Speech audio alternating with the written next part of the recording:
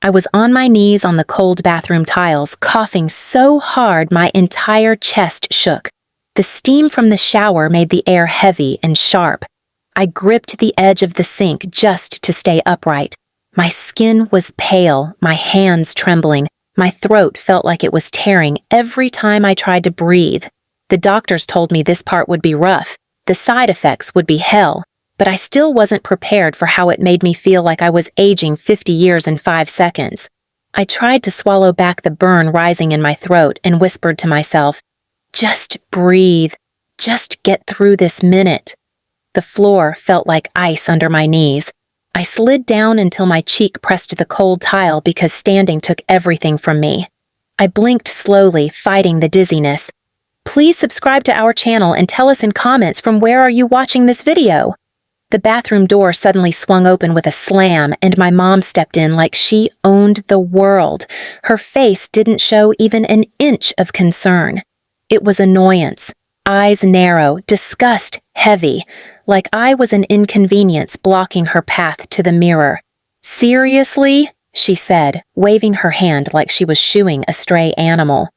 "Do this somewhere else. Don't make this house look like a hospice." I tried to lift my head. I couldn't talk. My voice wasn't coming out. She stepped over my body like I wasn't her daughter. Like I was dirt she didn't want to step in. She adjusted her hair in the mirror and muttered, "Don't die in here. If you're going to collapse, go outside like trash." Those words sliced deeper than anything happening inside my body. She walked away, humming, like nothing she said mattered. She didn't even look back. The light buzzed above me, flickering, and my vision blurred around the edges. My legs felt numb. My pulse was slow. I reached blindly for my water bottle, but it rolled away across the floor. Somewhere in the hallway, I heard my sister laughing on a phone call like this house had never seen suffering. They were ordering sushi for lunch. She was talking about a new ring some guy bought her. My mom called out from the kitchen complaining she needed the house quiet because her online yoga class was starting soon. And I was lying there, weak from cancer treatment, like a broken object thrown in some forgotten corner. I dragged myself out of the bathroom quietly when I could finally move again, using the wall to stand because my legs felt like paper. I didn't ask for help. I didn't expect concern. I walked past my family like I was invisible in my own home. I sat in the corner of the living room and pulled a small blanket over my shoulders while the two of them talked about my sister's new spa appointment.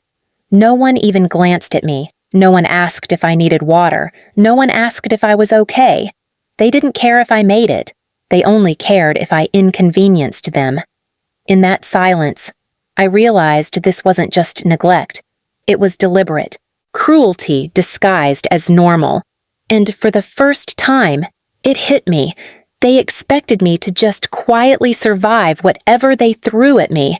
They expected me to take it until the end. That moment on the bathroom floor became the moment I decided something different.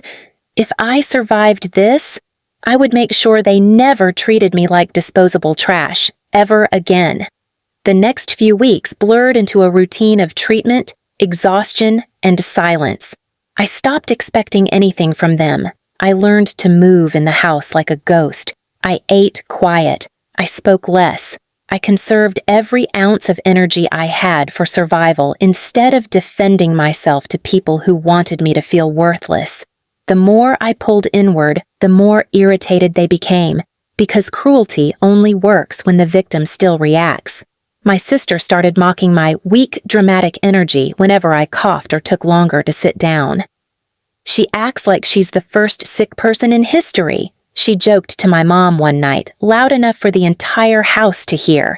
My mom clicked her tongue and said, "It's mental. She wants attention." They laughed like I wasn't in the next room trying to stop my hands from shaking long enough to write out a list of meds I needed covered. They still asked for money, even when I was barely able to walk, even when I needed every cent to cover treatment visits and co-pays and transportation. My dad called one night acting concerned for exactly 18 seconds before switching topics to the fact my sister wanted to take a weekend trip to a spa resort 2 hours away. "You can contribute something small," he said, like this was normal. "She needs relaxation. Stress is bad for women. I stared at the phone, speechless. I realized there was no sickness extreme enough, no danger severe enough, that would cause them to switch roles and protect me. Their priority was permanent. Their version of family had been carved in stone long before I ever questioned who deserved support. The breaking point wasn't loud. It wasn't a scream. It wasn't a breakdown. It was when I sat alone on a metal bench outside the treatment center waiting for my ride, and I watched other families helping their sick loved ones into cars, holding hands, adjusting jackets, speaking softly, comforting without thinking. I stared at them like I was staring at another species. I had spent years believing that one day my parents would wake up, shocked by their own cruelty, ashamed, suddenly ready to try.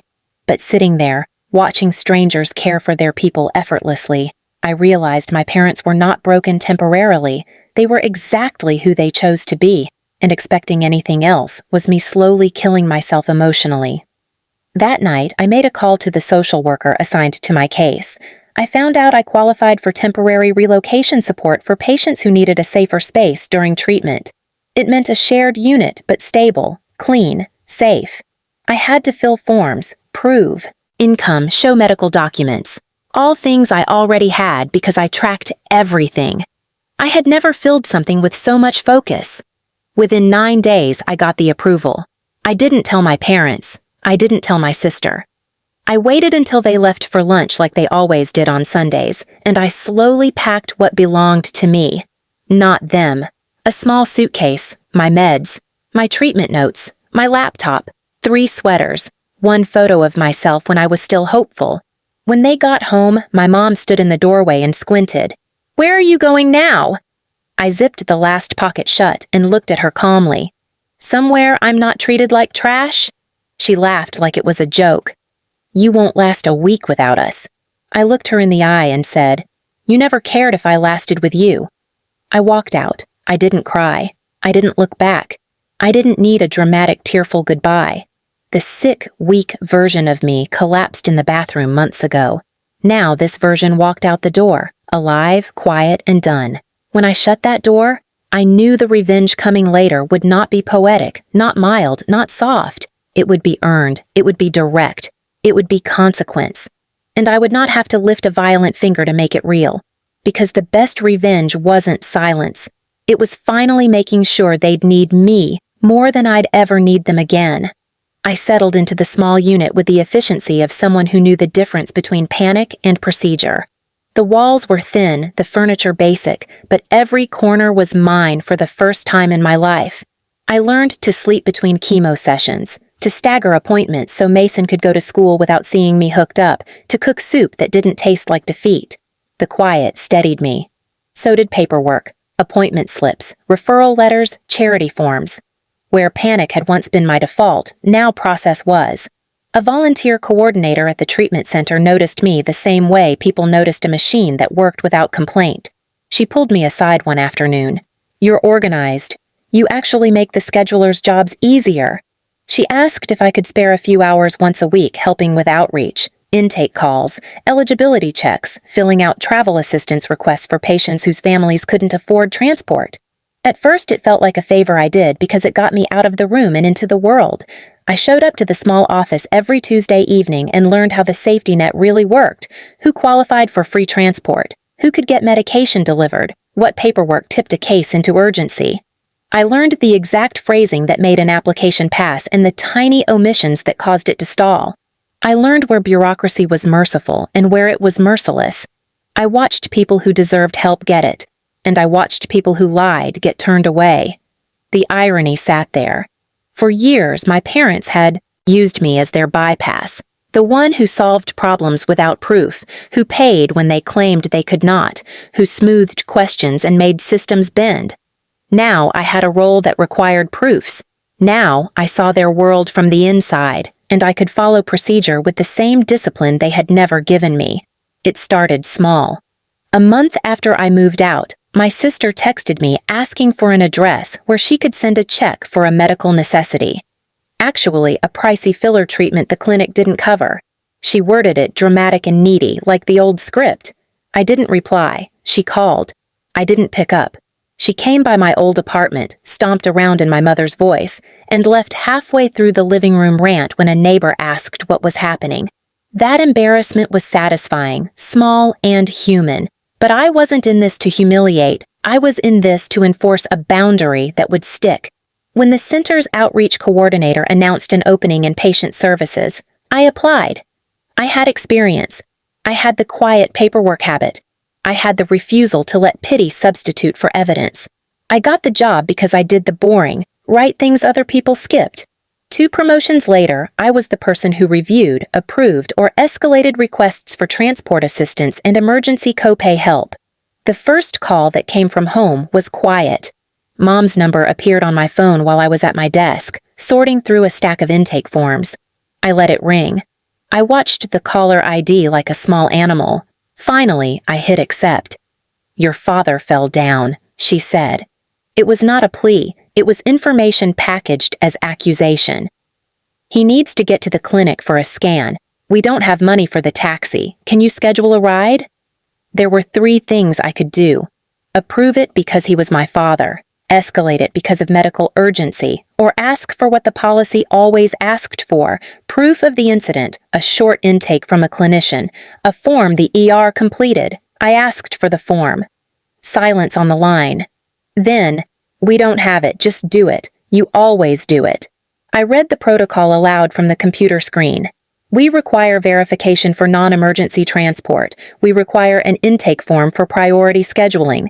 We can provide community transport under X conditions." I could hear my words doing the administrative work they had always withheld from me. My mother sounded flustered, then furious. "You're making this hard. This is your family." I stayed calm. "Give me the clinic name and the attending doctor. If it's an immediate emergency, call 911. If not, get the intake form filled and upload. I can't schedule without it." They didn't have the form. They didn't know the clinician. They thought their entitlement could be processed like a favor. I hung up and I watched the system do exactly what it was supposed to. Route, queue, wait for proper documentation. Nothing magical happened. They had to actually produce something resembling proof. When they realized they couldn't, they tried to come in person. Security picked them up at the front desk and explained the required procedures. I watched from my office window as Dad argued with a clerk. He waved his hands like he'd always done, expecting a human to take pity and shortcut the rules. No one did. They walked out with a printed checklist and the exact line items they'd always refused to follow. More calls followed, each one a loop of the old script: guilt, fury, promises of repayment, old manipulative tactics that once made me hand over cash. I stopped answering. I started processing their requests formally like any other applicant. If they wanted a waiver for transport, they needed to fill out the waiver. If they wanted a medication copay covered, they needed an intake note and a current billing statement.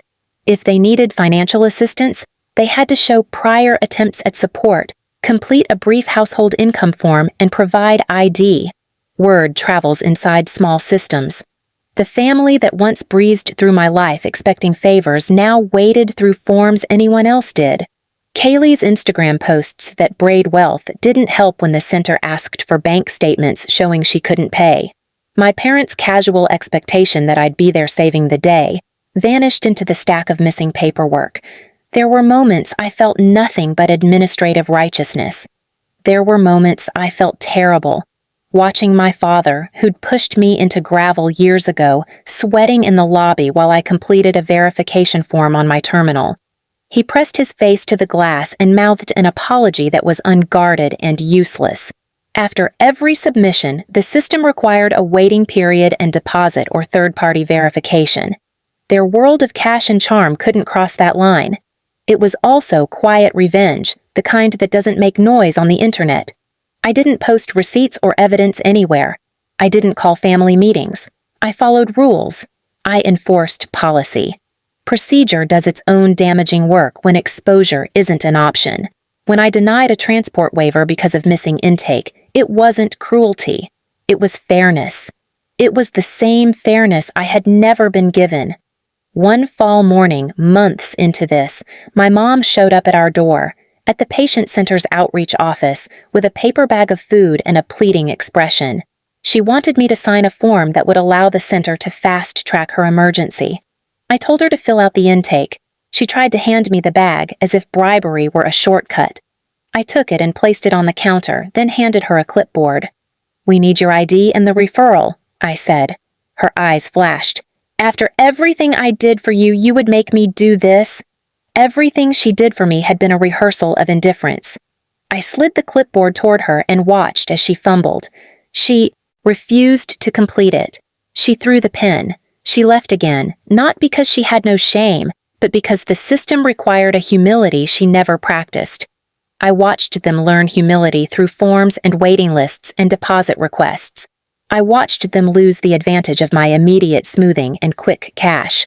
I watched them find out, slowly and confusingly, that the economy of our family had been running on my invisible labor for years. They had built their life on the assumption that someone else would always clean up their messes. I stopped being that someone. There were hard moments. When Dad needed help getting to an urgent clinic because rash and fever had spiked, I didn't let the little rules become traps. I authorized transport because the intake was completed by the attending nurse. I nursed the balance between humanity and consequence. Revenge had never been my goal, survival and boundaries were. But consequence came with it, inevitably. The final thing that changed them wasn't a single administrative denial. It was the slow collapse of their safety net. Neighbor favors dried up. Cousins stopped answering calls because they were tired of bailing them out. The church group that once coordinated meals for everyone started asking about past contributions. People tolerated them when their family looked whole. When the bookkeeping showed gaps and the habit of borrow and blame became obvious, social patience thinned. One afternoon, my father approached the clinic windows while I pushed Mason on the swings outside the center. He looked smaller than I remembered, hunched, and the swagger gone. He made a motion like he would come speak to me, but he stopped when a nurse walked past and gave me a small, polite nod. He stood there, half apology, half demand, and I kept pushing Mason. He called after a few hours, voice trembling in a way I hadn't heard since I was a child. "Are you okay?" I answered simply, "We're fine." He tried to pivot. He tried to beg. He tried to promise. He said he'd change. I listened and then ended the call. The big shift had happened quietly and structurally. I had not announced war. I had not exposed or shamed. I had taken on responsibility in a place where accountability mattered, and I had let the normal consequences of accountability do the rest. Months later, when people asked me how I survived, how I moved from humiliation to stability, I told them the truth. I stopped giving them short-term rescue and forced them into the long-term work they'd never been willing to do. I built supports that required form and proof. The same supports they had used to exploit me. The difference was now they had to comply with those supports like everyone else. Mason learned to run without looking back. He learned to climb playground ladders and trust that if he fell, I would pick him up, not that someone else would make the fall easier on him at my expense. That was the clearest victory. The last time, my mother stood on our doorstep, pushing a small bag of things she thought we might use. She didn't call me names. She only asked for a little practical help, a ride to a clinic for a non-urgent checkup. I handed her a printed list of the documentation required for the charity transport and showed her the intake form. She looked at the paper as if it were a foreign language. I told her quietly, "Fill it out. Bring proof. We'll process it like everyone else." She left without a word. When she walked away, I heard the pavement under her heels and felt the sun on Mason's hair. I felt no satisfaction and no gloating. I felt a slow, clean calm I hadn't known as a child. They had never wanted to be better. They had wanted to be served. I had finally stopped serving them. I pushed Mason on the swing once more, watching his legs pump the air, and in the small, ordinary sound of his laughter, there was a single, unarguable fact. The life I built protected what mattered most to me. When I looked up and saw my father standing at the edge of the park watching, he raised a hand, not demanding, not begging. Just a small, awkward motion like someone checking if a door was open. I did not move to open it. I kept my hands on the ropes and kept pushing my son into sunlight. Please subscribe to our channel and tell us in comments from where are you watching this video.